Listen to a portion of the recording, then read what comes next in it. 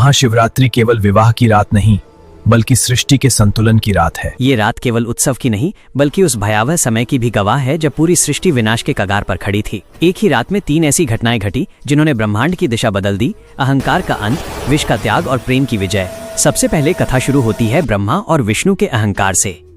दोनों में यह विवाद छिड़ गया कि सृष्टि में सबसे महान कौन है। उनका ये टकराव इतना बढ़ गया कि संसार का संतुलन बिगड़ने लगा। तभी उनके बीच अचानक एक विशाल अग्नि स्तंभ प्रकट हुआ। वह न ऊपर से शुरू होता दिख रहा था, न नीचे समाप्त होता था। उसी स्तंभ से आवाज आई, जो मेरा अंत खोज लेगा वही सबसे महान होगा। जो मेरे अंतिम सिरे को खोज लेगा वही महान कहलाएगा। विष्णु जी वराह रूप में नीचे की ओर गए और ब्रह्मा जी हंस बनकर ऊपर उड़े। युगों बीत गए, विष्णु जी को अंत नहीं मिला और उन्होंने सत्य स्वीकार कर लिया। लेकिन ब्रह्मा जी लौटकर झूठ बोल बैठे, मैंने अंत देख लिया है। उसी क्षण उस अग्नि से काल भैरव प्रकट हुए और ब्रह्मा के झूठे अहंकार को दंड मिला। तब देवताओं को समझ आया कि ये अग्नि स्वयं शिव हैं, निराकार और अनंत। उनका तेज इतना प्रचंड था कि उसे शांत करने के लिए देवताओं ने जल और दूध अर्पित किया। यहीं से शिवलिंग पर अभिषेक की परंपरा शुरू हुई। इसके बाद दूसरी घटना घटती है समुद्र मंथन।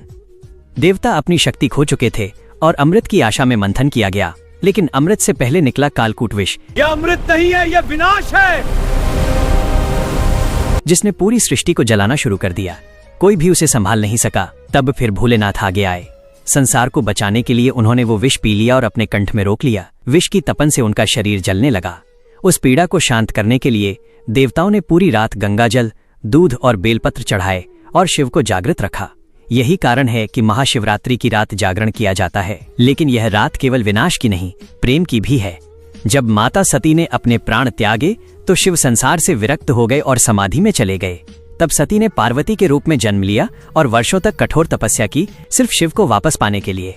मेरी भक्ति उन्हें जगा देगी। शिव का वैराग्य पिघला और इसी महाशिवरात्रि की रात शिव शक्ति का मिलन हुआ। इसलिए महाशिवरात्रि सिर्फ एक पर्व नहीं, बल्कि ये याद दिलाने वाली रात है कि शिव अहंकार तोड़ते हैं, विष अपने कंठ में रोकते हैं और सच्चे प्रेम के आगे स्वयं झुक जाते हैं।